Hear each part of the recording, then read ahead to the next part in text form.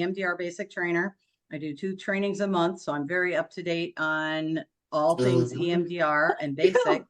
And so phase 2 is really our preparation phase. And so it is all about polyvagal. So let's get started. So we're at chapter 8, phase 2 of our neuro-informed approach to healing.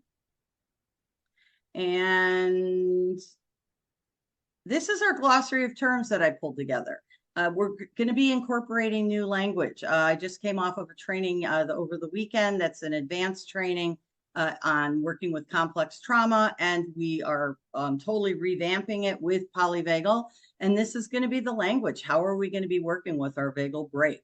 How are we going to be utilizing our window of tolerance knowledge and our ventral vagal flexibility? These are muscles that we're talking about, and we're going to be thinking about how we can strengthen them. Understanding autonomic nervous system resiliencies, working with neural exercises, wanting autonomic flexibility. At the end of the day, when you think of the nervous system, we've got 2 components. One component is our brain and our AIP, adaptive information processing model. But over here, we've got our autonomic nervous system, and that's going to be our polyvagal. This is the body. This is the brain. We can't work with the brain if the body has decided that it's going to shut down. If polyvagal puts us into that, what we call red, ventral vagal shut or dorsal vagal shutdown, the AIP is not going to work. It's going to get blocked, our standard protocol. So it makes sense for us to be able to put language to it. It makes sense for us to understand what's going on in our body first and foremost, especially if it's all unconscious, which it is. So getting into our preparation phase, phase 2, as you all know, focuses on the client's stability and setting the stage for EMDR. This has been a real struggle for a lot of our therapists because we're seeing more and more complex cases. We're seeing more and more dissociation. In fact, one of the themes over the weekend is, do you know that depersonalization, which is an aspect of dissociation, is the 3rd most prevalent symptom there with anxiety and depression? And that a lot of our therapists don't know what depersonalization is. And it's basically, it's the dorsal vagal shutdown. It's what we call red zone when we're using our trauma traffic light. And so we need our clients to truly understand what's going on within their autonomic nervous system, because they're the ones that are going to be able to work on the flexibility and shifting in and out of different states and different autonomic circuits. The autonomic nervous system becomes a main focus for stabilization. So the language in our phase 2 is really starting to shift to be polyvagal friendly. And I'm just saying this. People know I'm dyslexic and it's hard for me to manage a lot of language, but it's really important that when we're working with our polyvagal language, that we make it that where we can understand it and where our clients can understand it. Because we've got enough work to do, and trying to translate some of the scientific language is difficult. And so that's, one of the reasons why I like teaching this, because I make it as easy as possible. So our phase 2 resources are going to be about working with our autonomic nervous system and building what's called vagal tone. So when you think about our red, our yellow, and our green, our trauma trigger traffic light, our red is that dissociation. It's that dorsal vagal shutdown. It's where opiates are released into your bloodstream. It's where your heart rate and your blood pressure are very low. And then you move into yellow, which is your sympathetic nervous system. You have an accelerated heart rate. You have an accelerated blood pressure. And you also have cortisol and adrenaline, pulsing through your veins and giving you this amazing energy. Your digestive system is shut down at the moment, and you're in a space where you're going to mobilize and you're going to fight, flight, freeze, or fawn. And then we have our ventral. And our ventral is what we're now wording as our window of tolerance. This is where vagal tone is. We want to be able to move our clients from red, from yellow into green. Doesn't get easier than that. And our green is our window of tolerance. When you think about Daniel Siegel's window of tolerance visuals that we've used for a very long time, Our hyperarousal is our yellow sympathetic nervous system, and our hypoarousal is going to be our red dorsal vagal shutdown. Okay.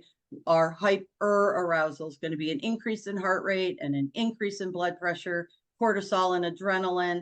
And our hypoarousal is literally the release of opiates into your bloodstream that gives you a numbing feeling. It feels good. So it makes sense why going into red can be, something that clients appreciate. Some do and some don't. It gets to the point when we're working with addiction that we talk about addiction being fake green, because that's what clients know as far.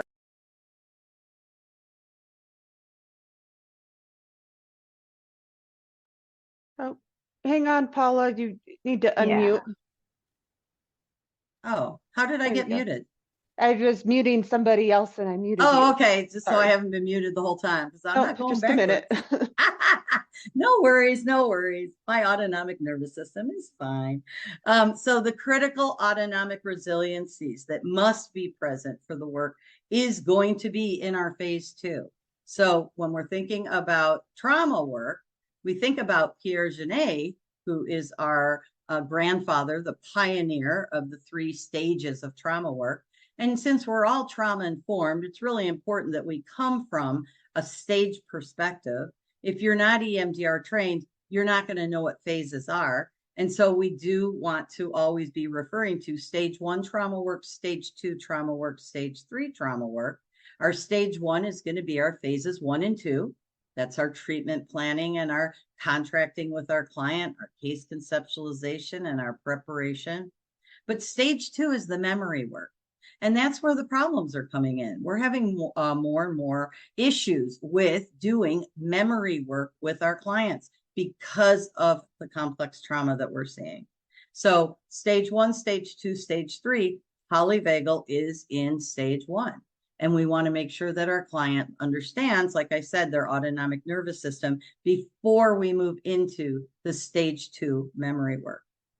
It is because of the stage 1 work that is not done that we have an issue with, and that our stage 2 work gets blocked. And just remember, our stage 2 for EMDR phases are phases 3, 4, 5, and 6. So Rebecca Kase covers 4 autonomic capabilities that contribute to this wide window of tolerance that we're looking for. She calls them neural exercises that we use to work on regulating resources. That makes sense because we're talking about neural networks. We're talking about positive neural networks. We're talking about negative neural networks. So why can't we use the word, we're going to work on our neural exercises? Our goal is our ability to increase and decrease these states. Our phase 2, when we teach it in the basic training, I always say, yes, you are teaching your clients great ways for them to ground. You want to teach them breathing. You want to teach them present time orientation. You want to teach them how to secure their space. You want to teach them how to do peaceful place and container. And also, we're looking to see if our clients can state shift. If you get on a consult call and you're like, peaceful place didn't work at all, what did I do wrong? The response is, you didn't do anything wrong. There are no mistakes. There's only feedback. And the feedback here is that your client's not ready. And so that's why working with polyvagal is going to be so important, because it's about state shift. It's all about state shifts. The neurological skills that the client will learn will just build on each other. And then they'll have this ability to recognize what it is that takes them out of their window of tolerance and what helps them bring them back into their window of tolerance. So for example, when we think about neuroception, which is one of the 3 principles of polyvagal, neuroception is unconscious. Okay. And neuroception, we talked about this in a prior chapter, is the client scanning on a 24/7, well, not when they're sleeping, scanning for danger. We're looking for cues of danger. So what is it that's in a client's environment? Where is their danger? Where's their danger in our office? And where's their potential danger? You know, you see a stack of bills over there. You see a note that says that you haven't done any of your case notes last week. Does that activate us? Is that considered a cue of danger for us? We want our clients to be able to put language to this. And we also want them to be able to recognize their cues of safety. And that's why Secure Your Space from Jim Knight's EMDR Toolbox is a must these days, especially with online therapy, because we want our clients to be able to identify for you, the therapist, all the things that help them feel secure and safe in their environment. You know, a lot of times it'll be glasses or a specific water bottle or someone's tea per se. It can be tattoos, it can be clothing, it can be pictures that are on the wall. It can be, you know, think of the senses, something that smells good, something that feels good, a favorite blanket.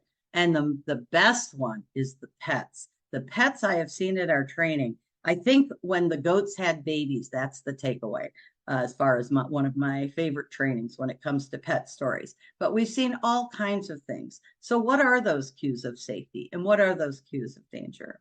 And then our fourth aspect is going to be feel, deal, heal. And it's interesting because that is language we use in the 12-step rooms. We need to feel our feelings. Then we need to deal with them. And that's where the healing comes from. And how do we feel our feelings? Well, we've got to put language to them. And how do we put language to them? By doing your polyvagal neural exercises, because part of the exercises are about learning the vocabulary. You know, we're going to bring in Daniel Siegel's Name It to Tame It. We're going to talk about how when you connect a nonverbal experience with language, how that's part of the healing. And so we also want to include the body, of course. The body keeps the score. And what is that like for your clients? Are they connected to your body at all? And what kinds of things can we do to help our clients get connected to their body? So one of the myths that comes with, and I do have to make sure I keep up on my water. One of the myths that come with EMDR is that reprocessing targets is the goal of EMDR, and that's what makes the client better. And Rebecca Kase makes a very important point here. It's not about reprocessing targets. It's helping someone learn to regulate their nervous system. That is the key. That helping a client understand and regulate their nervous system is priceless. Now, the beautiful thing about polyvagal, and once again, I am going to refer to it as red, yellow, and green. As you move into your yellow, your sympathetic, your fight, flight, freeze, fawn, your client's mobilized, and there's a lot of great language that goes with yellow, like anxiety and being irritated and frustrated, etc. Is that we can go in and we can use our EMDR tools to desensitize that. We can use all kinds of things to work with our yellow states, our yellow circuits, our yellow zones. And then that helps us head off and not go into red. Because when you're in your dorsal vagal shutdown and you are in your dissociation and you are numbed out and depersonalized, remember the third most prevalent symptom out there, you're not in your body. And if you're not in your body and you go in and you try to target something, and then you do bilateral, which brings up more trauma content, you can have a mess on your hands. And so if we look at it from the perspective of the nervous system, we're going to be making some headway with our clients. So knowing how to navigate your internal world is going to be invaluable. And without the autonomic flexibility that we're going to be working with, memory simply will not process. It blocks the work. When you move into red, and you are in I just spent a whole weekend teaching on this with Farnsworth Lobenstein in our advanced training, talking about our complex clients. When you leave your window of tolerance, the AIP, the Adaptive Information Processing model that guides EMDR is blocked and it cannot work. And how do we get ourselves to move into a space where we can get that AIP working again? The answer is polyvagal. So that's wonderful. And I think I said this right at the beginning. We're revamping the whole training to integrate polyvagal into everything that we're doing now, because that is going to be what helps us with complex trauma and dissociation, which we're seeing so much of. So healing and developing that vagal tone, that's going to be new language for us. Vagal tone is what brings us into ventral vagal green, which is our window of tolerance. We want to strengthen that vagal tone. It's literally like a muscle. And we want to sometimes when we are working with, and it's not sometimes, it's really always, the more complex the client, the slower we want to go with them. So kind of once again, when we're looking at, my therapists that are on my calls for basic training, and they're like, I haven't really gotten to EMDR yet, or I'm not sure I'm ready to do EMDR. And then I'll want them to elaborate. What they're saying is they haven't gone in and targeted anything for reprocessing with the bilateral. And to be honest, they're like kind of terrified to do it, rightfully so. And that EMDR is phases 1 through 8. It is phases 1 and 2, which is stage 1 of trauma work, which is super, super important. And so our phase 2, like I said, is evolving. Our phase 2 preparation is involving parts work, ego state work, self state work, internal family systems, and polyvagal. See, I get a little excited about this stuff. So our window of tolerance, Daniel Siegel, such great work that he did. He's taught us so much. Once again, talking about hyperarousal and hypoarousal. Within the window of tolerance is where the transformational memory reprocessing takes place. If you're not in that ventral, if you don't have a foot in ventral, if you don't have your client in the window of tolerance, then the new encoding, the reconsolidation, and that transformational change that EMDR provides, which is such a miracle, it won't work. And so that's why, all of you clinicians in our basic training are asking, how do I know if my client's in their window of tolerance or not? And so the key is going to be polyvagal, because that's going to give the clients language. That's going to give you language. You're going to talk about yellow. You're going to talk about red. You're going to talk about green and where your client is. And the concepts of vagal functioning, vagal tone, and vagal break. And we're going to go into those a little bit as we move forward. Just know that transformational memory reprocessing takes place when our clients are in window of tolerance. And when they're in their window of tolerance means they have 1 foot in the green. They have 1 foot in the green, and then they have 1 foot somewhere else, which is also dual attention. So this is the chart that we use in our basic training and in our polyvagal learning, because it's got everything on it. So once again, we're going with the green, yellow, red. We want our clients to be able to give us language. Red shutdown, we've got shame, and we've got suicidal ideation, we've got depression and dissociation, a client feeling like they're disappearing, they're climbing into their turtle shell, they're hopeless, they're trapped, they're confused.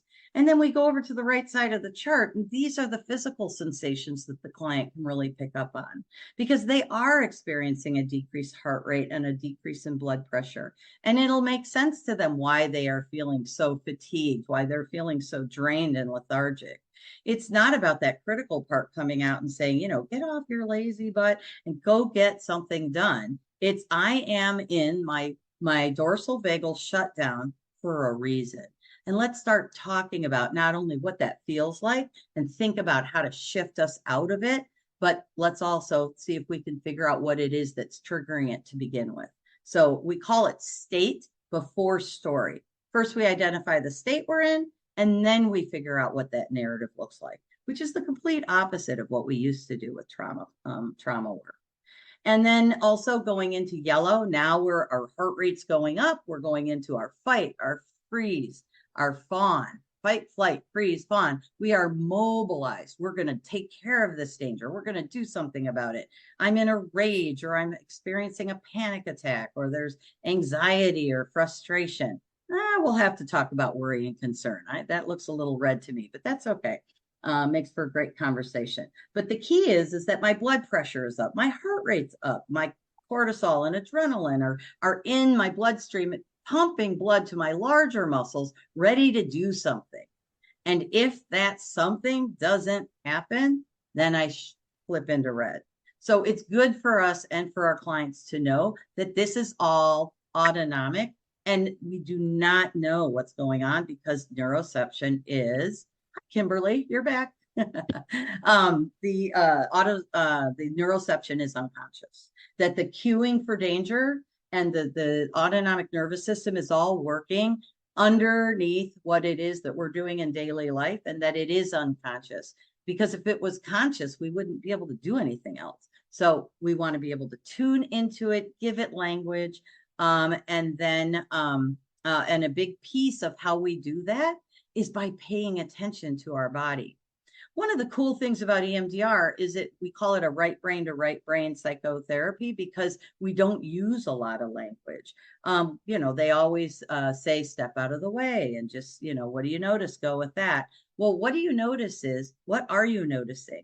And what does that look like? And our ventral nerve, or our vagus nerve, I should say, and vagus comes from the word wanderer, and it's the longest nerve that connects to everything in our body, is connected to all sorts of muscle groups. So it's facial expression, it's tone of voice, it's going to be intensity, it's going to be in our posture, it's going to be in the energy that we're really releasing. And so we want to teach our clients, and I also love Daniel Siegel, 85% of communication is nonverbal. Well, now we're really talking polyvagal language, because that's polyvagal and autonomic nervous system is nonverbal as well. So Laura, just let me know if this isn't playing right, but we've got a video here with Daniel Siegel. And when he starts to do his little piece with the different, and if you were in my training, you've already seen it, but you can't see this enough. He's going to talk about nonverbal communication. And when he does it with the group, why don't we take this opportunity to move our body and just go along with him?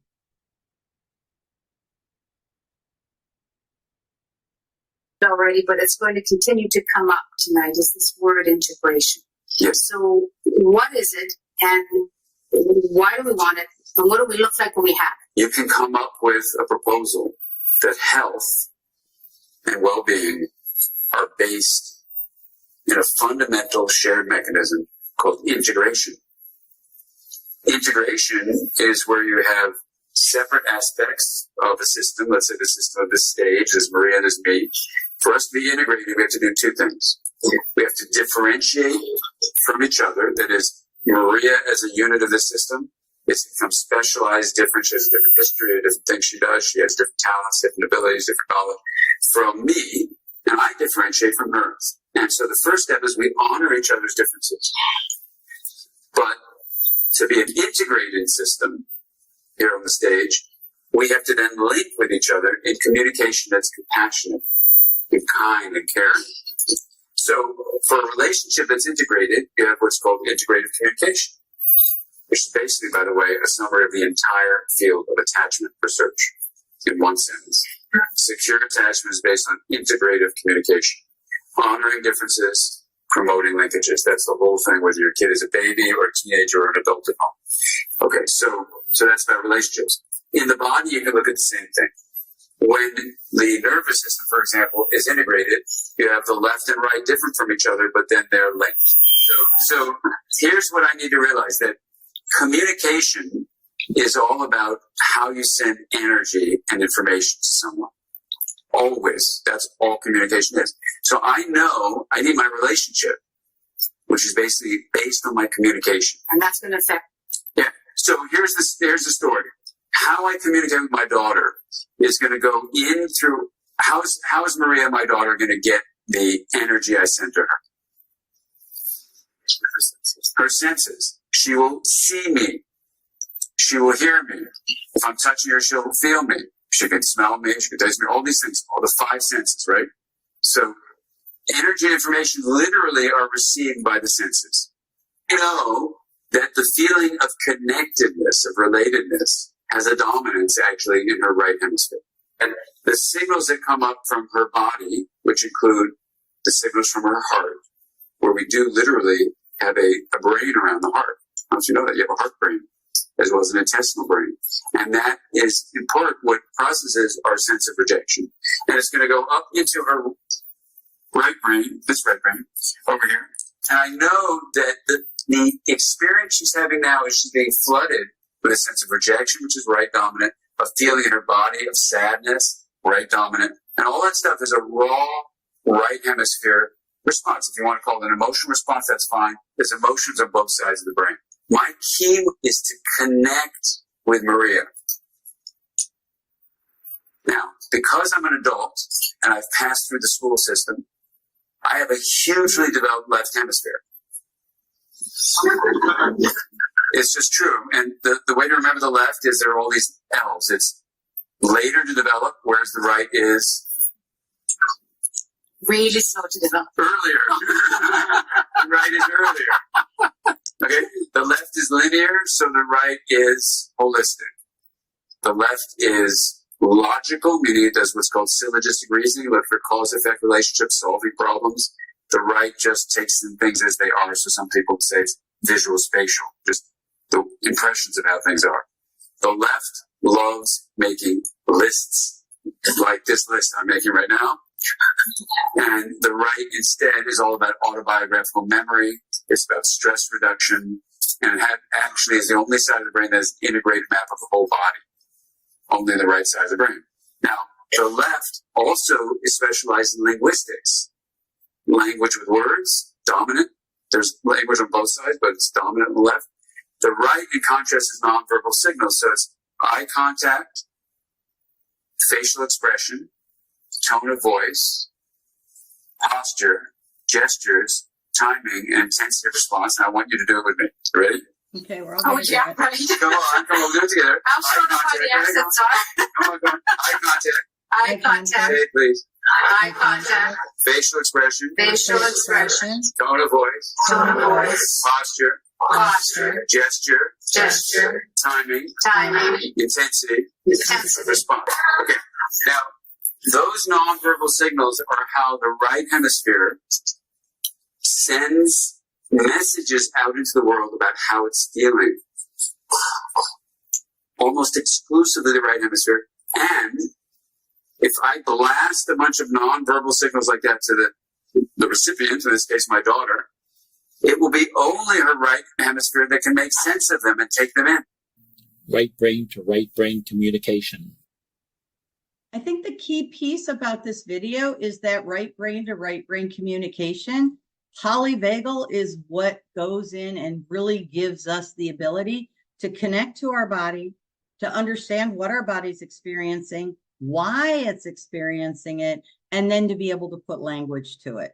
And so you've got that right brain experience and you've got that left brain language. And then to know also as therapists that we are always communicating in some way, shape, or form non-verbally, and that our clients are also.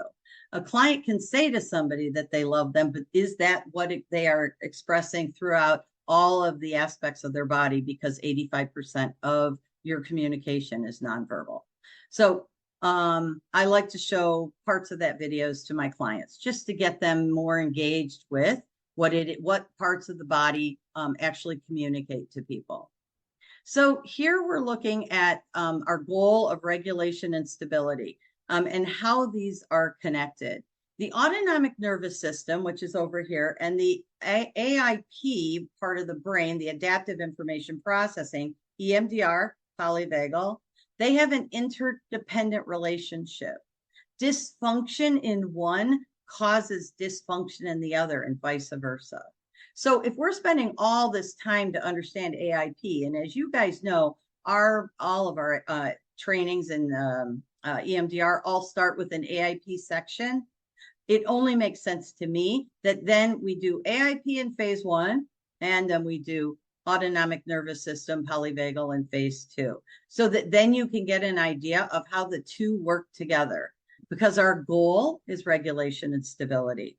And if you have a client that's in their red zone here, red zone over here in the polyvagal, then the AIP is not going to work, right? And so the goal is that the AIP is where we're going to be doing the healing of the trauma memories that come from the past. So we've got our window of tolerance. A narrow window of tolerance is what is called low vagal tone. So now we're moving into like what our language shifts are going to look like. And like I said, we're starting to make these shifts in the trainings, at least the advanced training, and also some of the basic trainings. Modification to protocol with the processing continuum is a way that we can work with a client with low vagal tone. For those of you that are familiar with, we call it EMDR 2.0, but basically it's working memory. We have EMD(r), which is contained processing. We have EMD, which is Shapiro's original tool, eye movement desensitization only, and there's no reprocessing of memories. We have flash technique. We have CPOS. So we have these modifications to work with our clients, like I said, that have this low vagal tone. But think about vagal as a muscle and how we can strengthen it. So we're also going to be working on how these tools can strengthen that vagal tone. These modifications in themselves can widen the window of tolerance. And the neurophysiological capacities are developed by practicing the neural exercises. And we're actually going to look at some of those exercises in just a minute. So our goal is to build this plasticity by exercising what we call the vagal brake. So just think of vagal tone as where are you as far as how narrow or wide your window of tolerance is. And then we're going to talk about our vagal brake. And to just give you a heads up and a clue, vagal brake is about heart rate. If you're on a bike and you're going down a hill and you pull back on that brake, you're slowing down your heart rate. If you let go of the brake and you speed up, you're increasing that heart rate.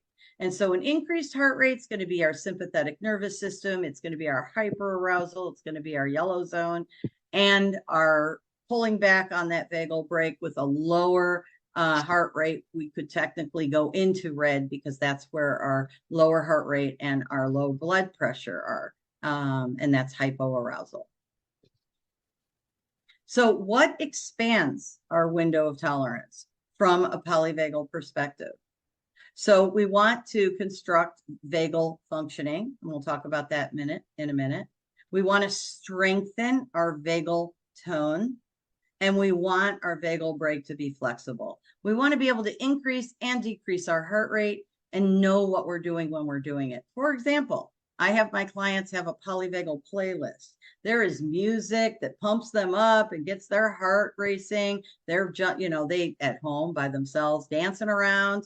And then there's also music that will do the opposite, that will take them into more of a red zone. So that's just one example. I've got a client that's got a whole list of TikTok videos that gets them laughing and gets them engaged, or even pisses them off when he watches on a certain topic. That brings your heart rate up. That engages the sympathetic nervous system. It's a beautiful way to pull yourself out of red. And so that might be what the conversation looks like. So how do we work with a flexible vagal brake in that? How do we increase and decrease our heart rate? Because that's really, to be honest with you, the name of the game and all we need to focus on. So neural exercises are activities that practice working with ruptures and repair. Rupture and repair. When we think about our phase 2, our first page of our phase 2 in the training, and anybody who's interested in some of the references to the EMDR basic training that I teach, we've got the 8-phase starter packet that's on my website that basically walks through all the phases. But the first page of phase 2 is what we call pendulation exercises. And we ask the client to think of something mildly disturbing, like a suds of a 3. And then we toggle back and forth to a grounding exercise, for example, maybe the 3-3-3 or the 5-4-3-2-1 or the 4-7-8-4 breathing. It's kind of fun, all these numbers, if you like numbers. But at the end of the day, and then we take the client back to that mild disturbance and we ask, has there been anything that's shifted or changed? We say, what do you notice? And we're looking for a rupture with the mild disturbance and then a repair with the exercise that we're doing at that time. Like I said, I do a 3-3-3 all the time. Maybe we'll do one in a minute. And so toggling back and forth and explaining and giving our clients psychoeducation associated with this is our goal, being able to shift from one to another. That rupture repair. Our autonomic nervous system needs to know that there can be a repair before we're going to do any trauma work with rupture repair. And so that's what we're doing with these exercises. And so let's just take a quick break real quick, and we're going to do a 3-3-3. Some of you already know this. So I want you to look around your room, and I want you to actually point at 3 rectangles.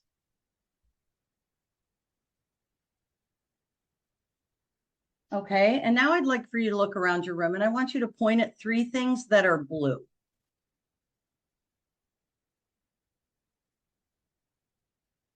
Great, and now we're going to shake out 3 parts of our body. So we have research behind shaking out the wrists, and we want that above the heart, and then we roll back our shoulders.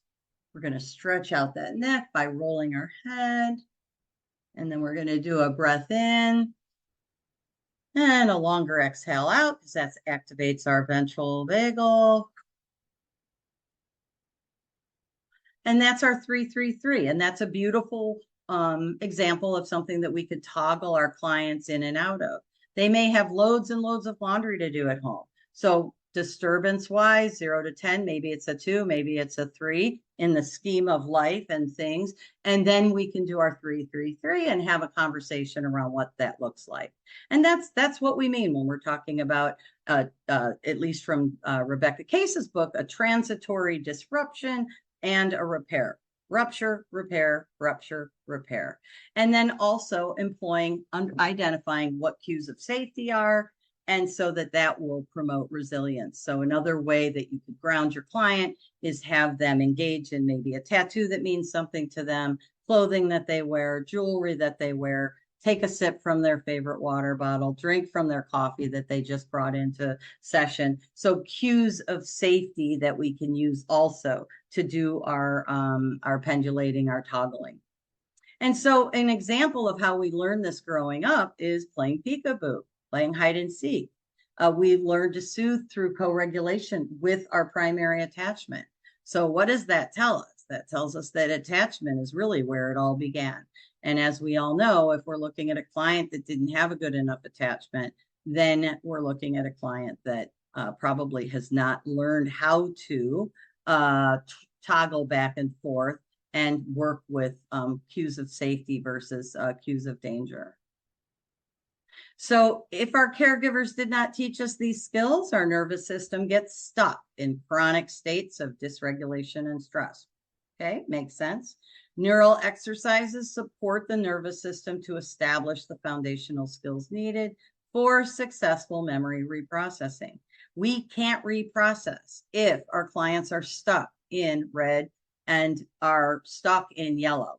Yellow we can work with, but as far as standard protocol goes. So once again, these neural exercises that we're utilizing, very helpful for our clients, and then giving them language to tell us exactly where they are and what's happening for them. So Rebecca Kase gave us 4 steps around figuring out foundational skills to prepare.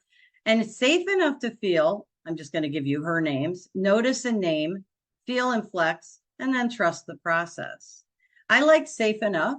Safe enough is basically, I use the word secure enough. I don't like the word safe, especially with the clients that I work with, but secure enough. Are you secure enough? And we do a secure your space in our trainings where the client will assess what's helping them feel secure. And then we rate it, concrete and measurable, 0 to 5, so that we then know that our client is feeling safe enough or secure enough in their space to do the work to begin with.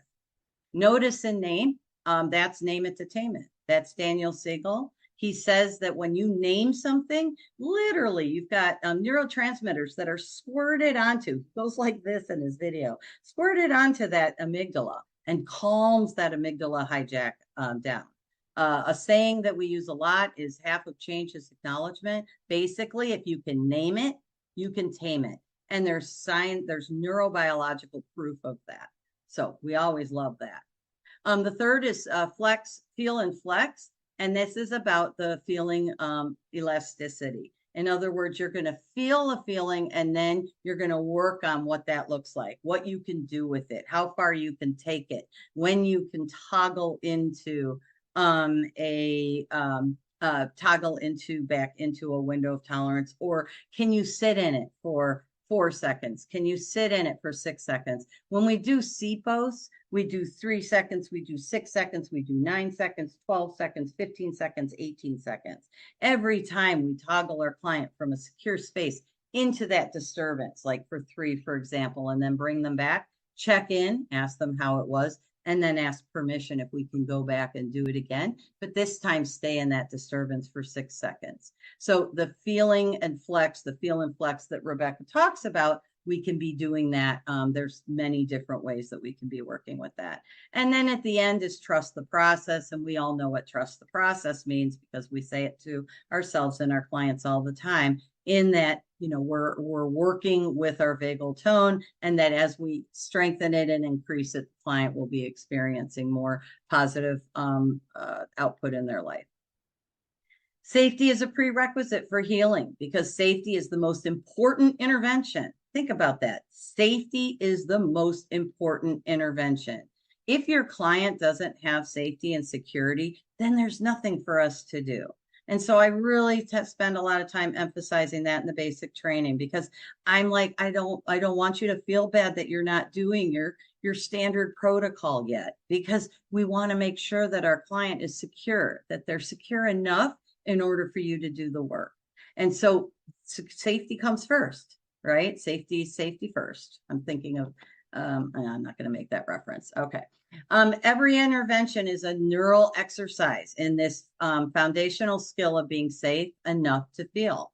So we're looking at everything that we're doing in our phase 1 and our phase 2, if you do phase 2 first, as a way to provide the client's ability to be in that secure space. Rebecca does use safe throughout her book. I like to use secure, so I'll go back and forth.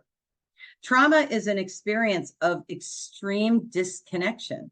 So the opposite of dissociation, for example, is connection.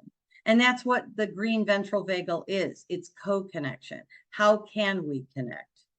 Trauma healing must offer a reparative experience of connection. And that's where the toggling, rupture repair comes in.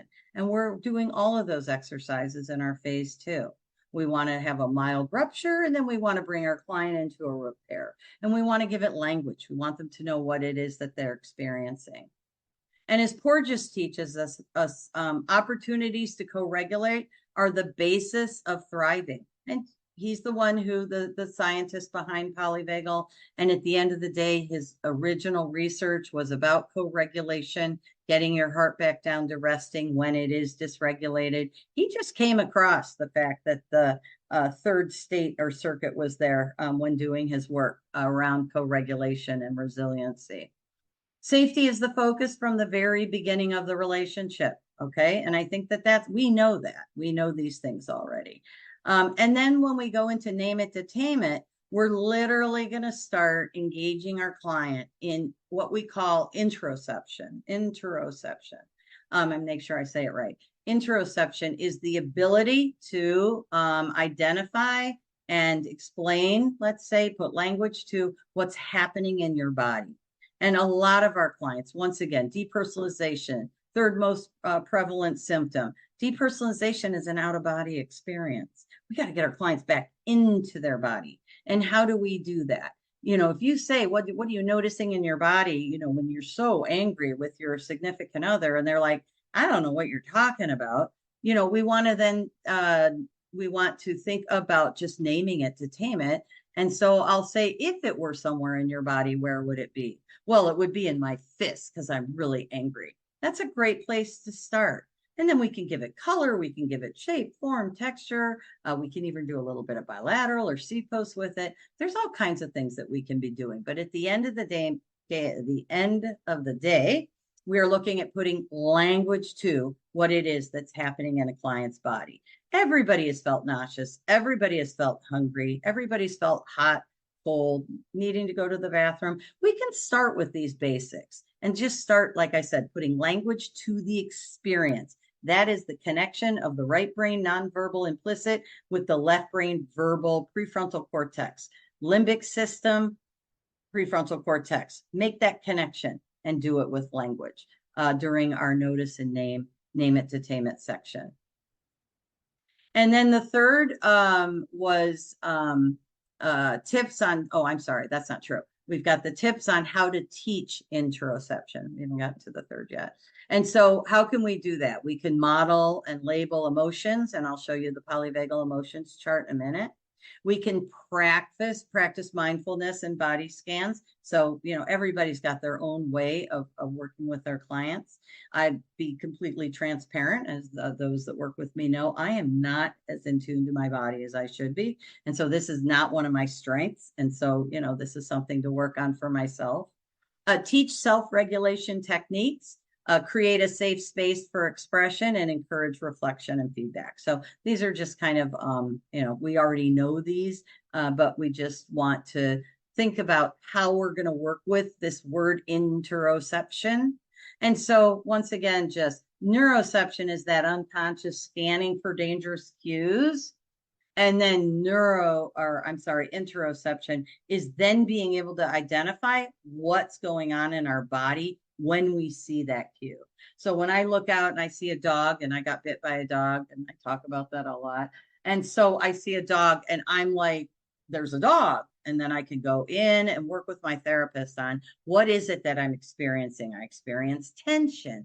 And we'll be looking at language that we can use for that in a minute. Here's our polyvagal feelings chart. You can pull it off my website under the polyvagal resources. I love this. If you want to give your clients language, and I'm all about giving clients sheets, worksheets, I have no problem with giving them ideas because they need them, at least my clients do. Putting language, left brain language, prefrontal cortex, connecting it with a limbic system or brain stem experience. Like I said, that's a big piece of the healing right there. And then doing it co-regulated with your therapist, you're already doing so much of the trauma work before you even get to your later phases of EMDR. And then I'm still looking for something that I like. I just started putting this in the presentations, physical sensations. I don't really like the colors of this, but maybe the language will work. But at the end of the day, let's start putting language to, here, look over these words and tell me what's coming up for you, right? So to reclaim one's mind, body, and heart, that is the direct opposite of the powerless experience of trauma and toxic stress. So when we think about what trauma is, it's this sense of being in a space where it's inescapable.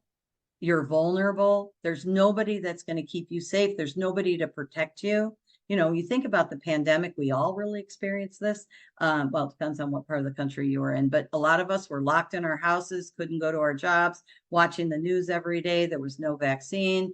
We didn't know when it was going to end. The social media was making it probably, well, I don't want to say bigger than it really was, because I had plenty of clients that lost grandparents, et cetera, et cetera. So it was a horrible, horrible time around being powerless.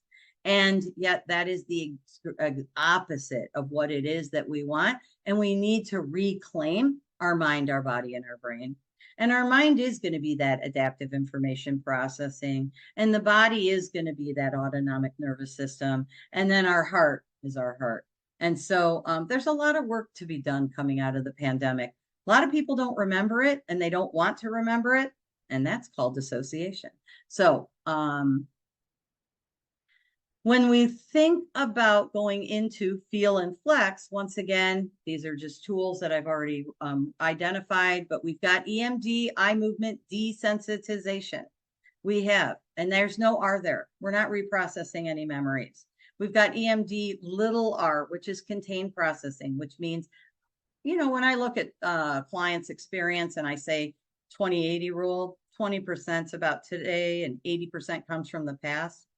I want to put that 80% away, and I only want to work with that 20%. That's pretty much how we describe what EMD little r is. It's a hybrid of EMD big R and EMD. So it's a really useful tool. EMDR 2.0, once again, just another name for working memory. And working memory is all about desensitizing with distractions, counting, spelling, dancing, you name it, you can do it. The more you do, the faster the SUDS goes down, and it keeps you in dual attention because you're so busy. Flash technique and C-posts are other examples on how we can work on taking a feeling and flexing it. Trust the nervous system's innate capacity to heal and integrate experiences. This is the premise of EMDR, trusting the process. Isolates very specific skills and go over the safe enough, the name it to tame it, and the flex and feel, so that we can once again just kind of integrate that into. And here we are with our fourth step, which is this is going to work, and that we can trust that it's going to work. And let's talk about what you're noticing that's different and how it is working. So some of the neural exercises we're going to get into. Connecting the client to their ventral circuit. That's the goal. The ventral is going to be that green zone. I have a lot of clients that are like, I don't do green. I don't know what green is. Green's not for me. And then we have fake green. You have a client that's like, well, when I smoke weed, I'm in green. And I'll say, okay. And we work with that because, you got to meet the client where they're at. And then, we call it fake green amongst ourselves. But for right now, it's considered green, even though it's really red. All addiction is red. So anyway, connecting the client to ventral circuit, what does that look like? Looking for a moment of opportunity. And I would say to all of you that the key word to ventral when we're working with complex trauma is moment.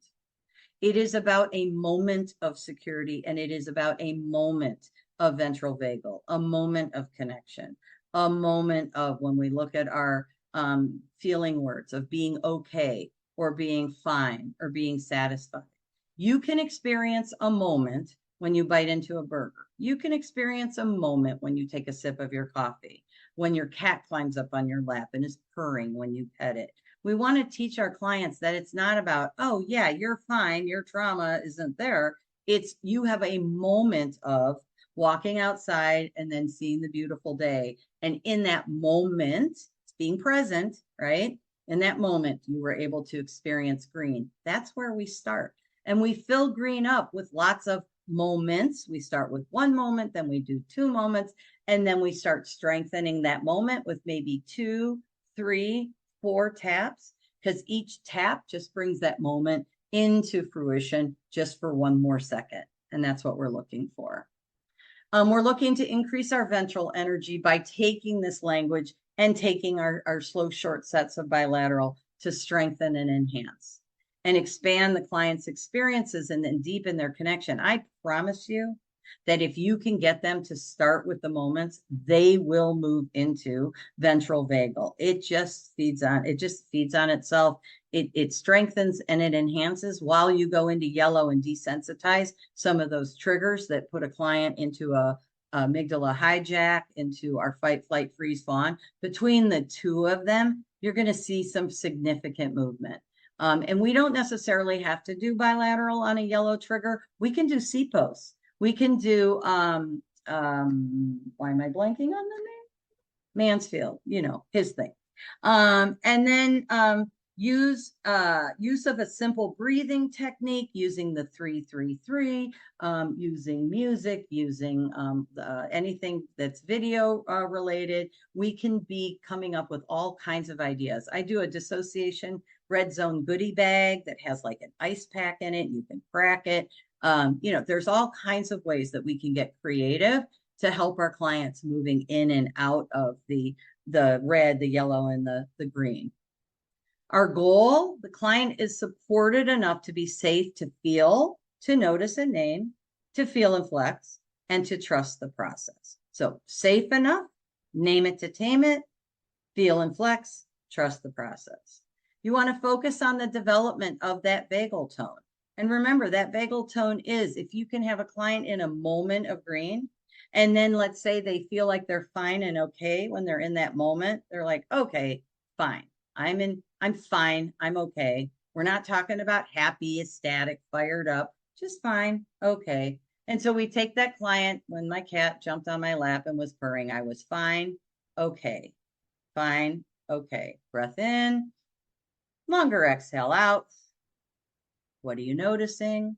So we're focusing on increasing and strengthening that vagal tone. And we want to find skills that are appealing to the client's nervous system. Like I said, you got a client that can't get off the couch. If they have a playlist that'll get them moving a little bit, or maybe they want to play, they can play tug of war with their dog, or maybe they need to go out and have a cigarette, whatever. We're just trying to get them to move. We need to get their heart rate up. And we need to share that with them. We need to talk about, let's see, what gets your heart rate up? No, we're not going to take our Ritalin, but we want to figure out what it is that works for them. And then we have all these other interventions that we get to use. We have internal family systems. What part of you can help us here? We have ego states. We've got DBT, CBT, polyvagal skills that we're learning in all of Deb Dana's many, many books of different ways that you can engage that ventral vagal. The best teacher is our own nervous system. So try on yourself. One of the things that I say, I have this, it's not really funny, but it's kind of a joke. If you go to my website and you do what we call the Polyvagal 3-step, you can learn Polyvagal in 1 hour. The point is that I cannot stand wasting time. I cannot stand language that's over my head and over my client's head. So it's red, yellow, green, and it is the feelings chart with the red, yellow, and green words. It is going to be a trauma traffic light, and you'll see this in a minute, a worksheet where the client literally is working with you. But what I say is watch the video, print the charts, and do the worksheets on yourself. That's all you need to do. And once you've done that, you're ready to go with your client. It's the same thing with dissociation. You get that color-coded DS, you give it to, I actually don't recommend doing it on yourself, but you give it to your client, and then you work with what the answers are. So it's the learning comes with the experience, I guess is the point. So we're going to be teaching our clients about how to connect with their ventral, 1 moment of ventral. We're going to be learning how to scan for safety and danger cues. We're going to be I'm going to do surfing imagery with you guys in just a minute. Mapping our circuits. When are you in yellow? What does that feel like? What moves you into red? What moves you into green? So I know that, the client says, when I get a text message and I see it's from my ex-husband, I immediately go into yellow. I can feel it. I can feel my heart rate going up. I can feel me starting to check out. And then we have a conversation around, okay, what can we do to get you back into green? And I would love to go in and use some bilateral EMD to desensitize a snapshot of that text message coming in. Between the two, you're golden. Reinforcing ventral, giving language to it through a narrative. Remember, state before story. We want to know what state they're in, then we give it its story. And then understanding what pathways of regulation are. And if you want to read more about that, I'll have a slide on it in just a minute. So moving into neural exercises, Rebecca Kase is number 111 to 126. We want to build connection to ventral vagal. We want to increase our client's connection to ventral. We're going to be doing exercises that are going to strengthen our vagal tone. And then we're going to figure out what the client likes. What works for you. It's not about doing it all right and teaching it right. It's feedback. No mistakes, just feedback. What is it that you like? Okay, you like that. I'm jotting that down. Oh, you didn't like that. Okay, I'm jotting that down. It's going to go both ways. And it's fun to try this stuff out. You can be doing it together. You want to educate the client that neuroception is unconscious, that it's something that's happening for us all the time. It is a security system, literally. And when the fire alarm goes off, the security system locks everything down, which means you can't access your prefrontal cortex. I don't need to tell this story, but I'm going to anyway. A lot of my clients, I put them in higher level of care, hopefully before they're 18 when they need it, so they can learn their tools and strategies while the parents still are able to help them.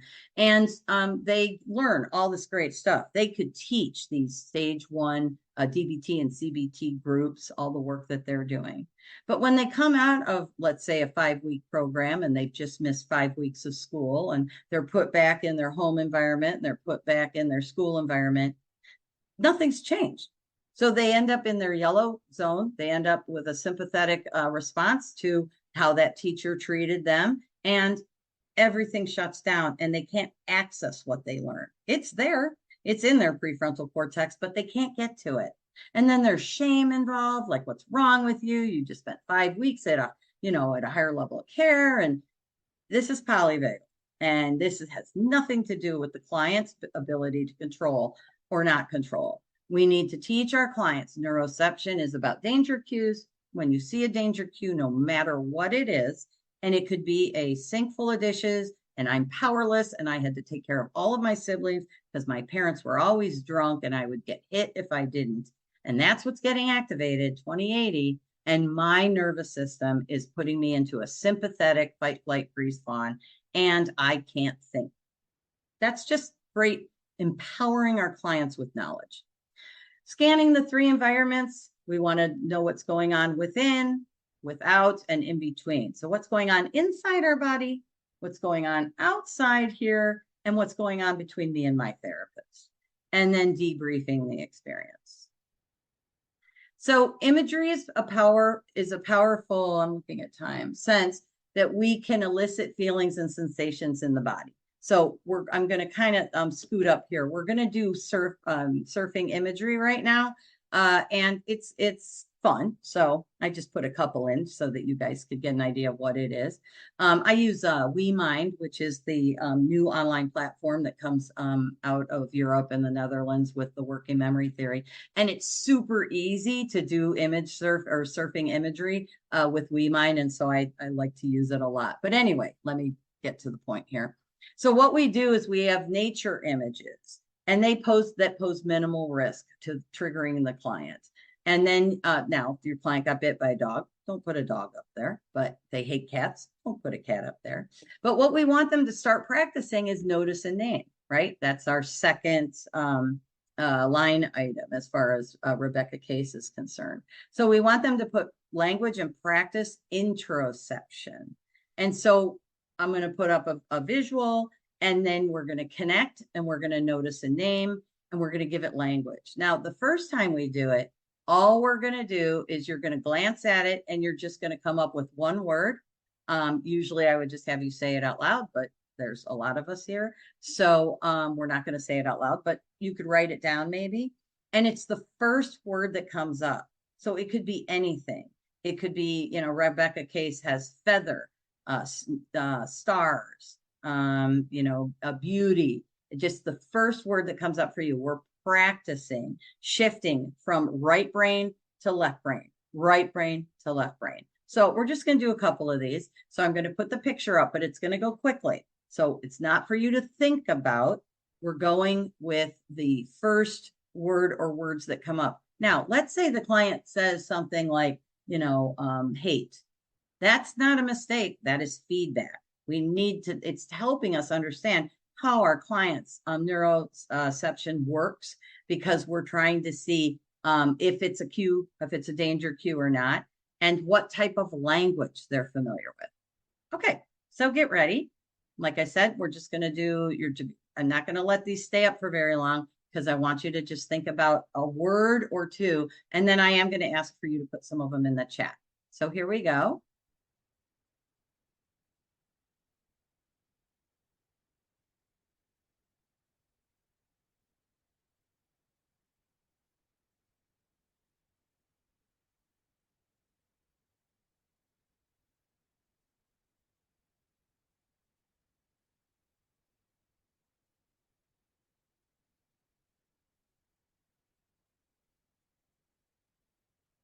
Okay. So that's image surfing. Super easy, right? I'd love for you to put some in the chat. Laura, are you or Roxana or Eric, I saw you come in. Any of you guys able to give us some of the language that came up for people? Yeah, you bet. We'll just give them a minute to type here. Okay, cute puppy, calm, happy, travel, love, joy, peace. Cute, calm, peaceful, serene. Love, peace, beauty, calm, cuddling, sweet, puppy, majestic, comfy, cuddly, peace, adventurous, sand, Puppy Beach, calm mountains. You get the idea. Yep, I get the idea. And not only that, but then we can go back with the clients that we're able to put a word there that gives us curiosity, and we can explore it. We can say, tell me a little bit more about what's coming up for you. Let's use our feelings chart. Let's practice using the polyvagal feelings chart. And then let's see if there's a body sensation. And if the client says, I don't know, I don't know this body stuff. And you're like, you know what, if you could put it somewhere in your body, where would you put it? I'd put it in my heart, right? I'd put it in my, in my hands or in my arms. So that's how we get the conversation rolling. Okay, so then Rebecca Kase talks about mapping circuits. You focus on one circuit at a time, and I love this, so I'm just going to kind of fly through because she does it differently. She does it differently than Deb Dana. I do it differently than both of them. But what we're doing is we're putting language into the 3 circuits. So I'm going to pass over this. Well, yeah, I'll go back to it. Let's put it that way. So this is the worksheet that's on my website. This is what I use. This comes from Seth Porges, and his book is way over there. Seth Porges is Stephen Porges' son. He's the one that does the video that everybody should watch. And then this is us putting language to when we're in yellow, when we're in red, and when we're in green. And if you do any work with ISSTD or with complex trauma, we use BASC, which is behavior, affect, sensations, and knowledge, which would be beliefs, cognitions, ruminations, whatever thought comes up. And so we're going to put that into these categories, and we're going to use the feelings chart, right? And we're going to use our body sensation chart. Like I said, I'm not real happy with this, maybe because I need it to match. But at the end of the day, we're helping our clients with language.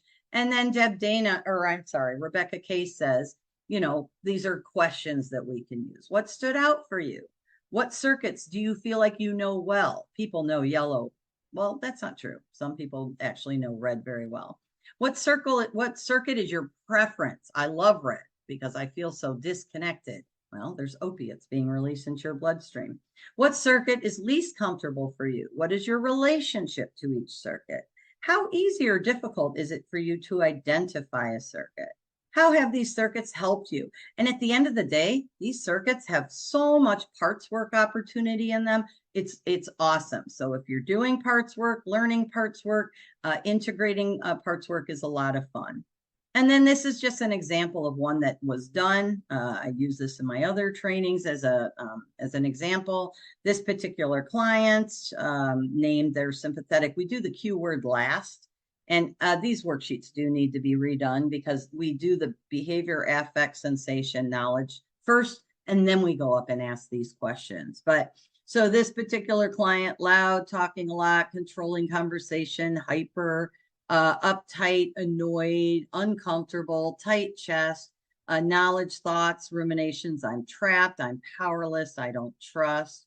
What does this say about you? I don't get it, and I need to be in control. And so we're hearing some beliefs here that we can start thinking about with the EMDR. And then we have, it is crazy and uncontrollable for what you think about the world. And then here's our Q word. And we can refer to our Q word over and over and over again when we're doing this work. So doing these worksheets are easy to do. Like I said, do them on yourself. We're getting great feedback from the clients as far as how this type of mapping is working. So let's make it easy. What is your map telling you? What you are experiencing right now? What state or states are you aware of? Where are you on your map? How do you know? What is your map telling you? So once again, these are very basic questions, nothing groundbreaking here. But at the end of the day, we're putting language to the experience.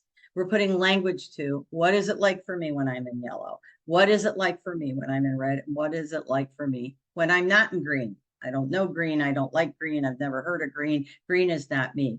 I love my client when I said to her, I just learned this in my EMDR training, how to strengthen and enhance a positive neural network. And I was like, we're going to work on positive today. And she said, no, we're not. You know me, my life sucks. There is no positive. So and I, adore her. And I was like, of course, what was I thinking? She had a part of her, right? That came in and just blocked me. And so I've learned a lot since then, and she's still working with me. So yay. Okay, so then we have this worksheet. This is only 2 worksheets, not a lot to be overwhelmed with the polyvagal. But this is let's talk about shifting in and out of states. What shifts you into states? Well, I know what shifts me into states is when I didn't do my case notes for last week. And I have that critical part that comes in and kicks my butt every single time. Why do you do this to yourself? It only takes a couple minutes, and that'll put me in red. I'll completely shut down. So what are things that get me out of red? Well, I am a huge BTS and Jungkook fan. And if I am listening to 3D, love 3D with Justin Timberlake, and you don't have to know at all what I'm talking about because these are my teenage parts, I am out of red in a heartbeat. I love, love, love that music. So what is it for you? What is it for your client? What pisses you off? What moves you into yellow? How can you get out of yellow? Well, your EMDR therapist can help you get out of yellow. That's super cool. So resourcing ventral, here are some questions when we're in our green, because especially, and Rebecca Kase gets it because she works with complex trauma. But when we're working with more with Deb Dana and Stephen Porges, they're not really on that trauma track. So we need to think about how we're going to invite our clients into green, invite them into ventral vagal. Invite you to connect with a chosen keyword that you've given. And so when we go back to this, it was, let's see, where was it? It was serenity was the keyword. And so I invite you to choose to work with the keyword serenity and just what's coming up for you. Are you feeling in your body anything? Allowing yourself to travel there. What do you notice as you bring this to mind? This is all from Rebecca's book. I just want to honor her work since that is why we're here. So, and then do you struggle to connect? And what are those obstacles? So, I would imagine that this just makes a lot of sense. We're looking, when we move into a narrative, and remember, state before story. I move into, and this is where 2080 can come in. I move into my yellow zone when I walk in the kitchen and I see a sink full of dishes, and I'm just like, the yellow zone, what the F. And so 2080, 20 is about today, 80% comes from the past. Well, when we do a float back, we could say, well, when are other times that you felt really pissed off when there was a lot of work to be done? Oh, well, I was responsible for cleaning my whole house. I was responsible for taking care of everybody. My parents were too busy being drunk and doing whatever the hell they were doing. So we want to put that story to the state, and the state is what we started with.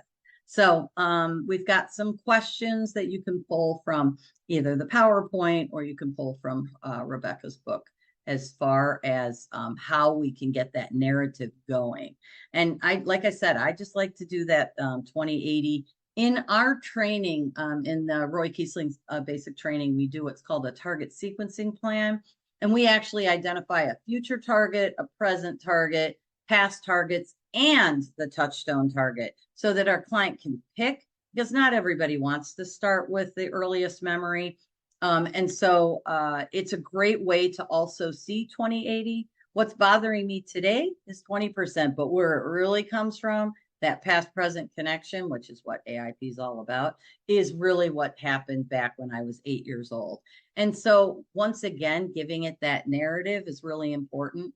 I will have my clients say, it's not really Trump that's terrifying me. It's my dad that's terrifying me. Yes, there is a 20%, and we just use these numbers to guide us. But that is work that we are doing around her dad. And we can't talk about her dad yet because, like I said, her body shakes uncontrollably. Her jaw shakes. She can't function for a day or two. So we target Trump, and that works beautifully for right now. So at the end of the day, it's about creating the narrative so our clients are empowered with the knowledge. And then, we figure out what our treatment plan looks like from there. She loves polyvagal, loves it. And I just got to throw this out there, and I know we're running out of time. She has a heart rate variability of 45 as high as 175. She is in yellow at 175. and she is in red and she's 45, and her resting rate 78. That is a huge freaking range, and that is somebody that is highly dissociative. And then they just had a shooter in their school just like 2 weeks ago, and she was in a closet with all of her children for an hour. But we got in there and we took care of it because we're so lucky to have all these great tools. Anyway, okay, moving on. Pathways of regulation. We're just using, we can use BLS to decrease our hot spots and our points of disturbance. And so as you are, and I'm not going to read all of these because they're just basic questions that we would be asking when we do our worksheet, which is, once again, when do you move into yellow? What are things that trigger you? If you're working with addiction, what are things that trigger you to drink? We can get in there and start desensitizing those. And we can talk about, how drinking and drugging and porn and video games are red. Everything in red is separating or severing from physical or emotional pain. And that's exactly what drinking, drugging, and all of these other highly dissociative activities are. And so we want to educate our clients so that we can start getting them to name it to tame it. Remember, half of change is acknowledgement. Half of change is putting language to it. That's what Polyvagal is enabling us to do, to give our clients the ability to give language to their experience before we go in with our nonverbal right brain to right brain tools, phases 3, 4, 5, and 6 of our EMDR. And then also to give us a heads up if the client is actually ready or not. So, hold on one second. For some reason, the rest of I had a couple more slides. Okay, you know what we'll do? 9 minutes to go. I had a cute little slide of, you know what? Let me just hold on one second. Oh, I see. I hit it. I really want to show this slide because it's so cute. Unhide slide. Okay. And current slide. And then I know this is ridiculous that I'm doing this because we're pretty much done. But there it is. There it is. Yay. Thank you for joining us. And we will see you in July when we move on to our next phases of EMDR. I'm not even sure what that is. If there's a question you want to throw in the chat, we could spend a couple minutes there. Laura, I think, do you want to close it up also with our information about when we meet next time? Yeah, we can do that. And we had one question that was kind of holding, if you want to. So I'll summarize here. So for clients with DID, when we're working on helping them to state shift and getting that foundation of preparation, and if there's a part that seems to shut things down when we're even talking about polyvagal or state shifting, how would you move forward with that using some parts work? So you would absolutely work with that part first. First of all, you would want to just compliment it. Thank you so much for showing up. I think it's amazing the work that you've done for our client. And now you're coming in and saying that we can't move forward. I just want you to know that we hear you. I'm honoring that. And we're not going to move forward until you're ready. And what would you like me to know? That right there will calm that part right down, because it will also feel that, it's the IFS language around focus, flesh out, befriend. And we just want to know how it's helping the client. Why would those things be hard for the client to work on? Perfect. And we wait until that part gives us permission. Right. I think that's the only question that we had that was from a little bit earlier. As far as our next meeting will be on Monday, July 1st, same time, 10:30 Central. And that looks like we'll be doing chapters 9 and 10. So phase 3 and phase 4, assessment and desensitization. So this video will be posted probably within a few days on the EMDR Chicago website under Polyvagal resources. And then we'll also post it in the Facebook group. So I'll go ahead and drop that information in the chat one more time. And I think that's all that I have. Yeah, I see a couple questions coming up. I love the question about, are we going to continue after this book? And the answer is yes. And we're going to put a poll out there to find out what everybody wants to read next. And so that's a excellent question. And then I also saw a question about fawning. And since I'm an addiction therapist, I have a lot to say about that. But fight, flight, freeze, fawn is all yellow because it's mobilized. And fawning is a trauma response. It's a coping strategy in service of survival because the client is being, I'll use the word codependent just because that's the orientation I come from, but the client puts everybody else before them because that's what kept them safe. And so when you think about fawning somebody, you're like, what can I do for you? How can I help you? At the end of the day, it's all it's a trauma response with a survival piece connected to it. So it's immobilized, and that's why it's in the yellow. So I hope that answers the question. Okay, perfect. So I put all the information in the chat on the next meetings and the Facebook group. So if you all need that, just go ahead and grab it. But thank you all so much for joining us, and I hope you have a good month. We'll see you in July. Yeah, it's just unprecedented that I end a couple minutes early. All right. Thank you for coming, everybody.